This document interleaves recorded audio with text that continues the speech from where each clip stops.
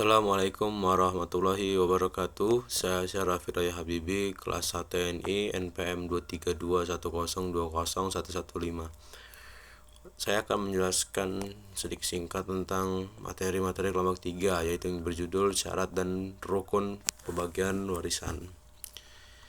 Yang pertama ada rukun kewarisan. Rukun kewarisan ada 3, yaitu adalah al-muwaris atau pewaris. Pewaris dalam literatur fikih disebut dengan al-muwaris. Ialah seorang yang telah meninggal dunia dan meninggalkan sesuatu untuk dapat diberikan kepada pewarisnya, yaitu atau ahli waris, ke anak-anaknya atau ke ininya. Berikutnya ada ahli waris. Ahli waris adalah orang yang dinyatakan mempunyai hubungan kekerabatan baik karena hubungan darah, hubungan sebab perkawinan atau akibat kemerdekaan hamba sahaya.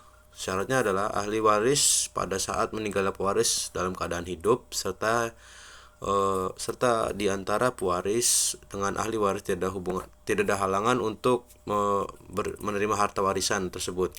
Hidup di sini seperti yang diketahui bersama dapat dilihat dengan mata kepala bahwa ahli waris tersebut memang hidup.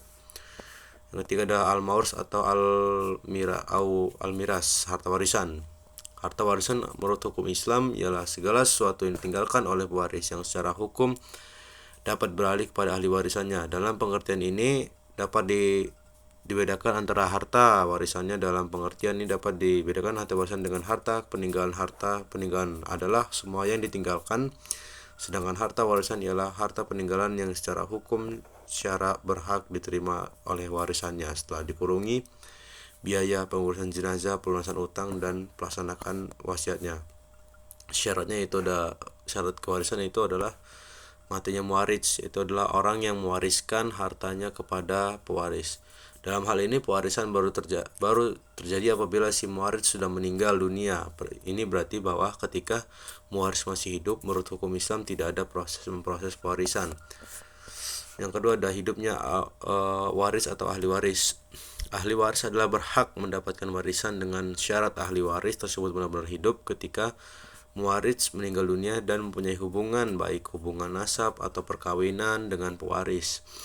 Karena Allah Subhanahu wa taala menyebutkan dalam ayat waris hak-hak ahli waris dengan menggunakan hukum lam yang menunjukkan hak milik, dan hak milik itu tidak mungkin ada kecuali untuk orang yang susah hidup.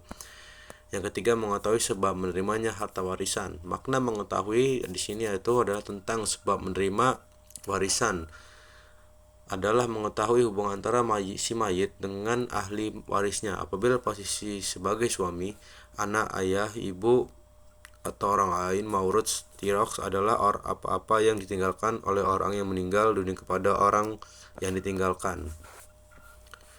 Kesimpulan di sini adalah pembagian warisan dalam Islam yang diatur secara ketat oleh syariat. Terdapat 3 rukun utama dalam kewarisan, yaitu pewaris, yaitu adalah orang yang telah meninggal yang memberikan hartanya kepada ahli waris, yaitu yang keduanya adalah ahli waris, dan harta warisan al-maurud.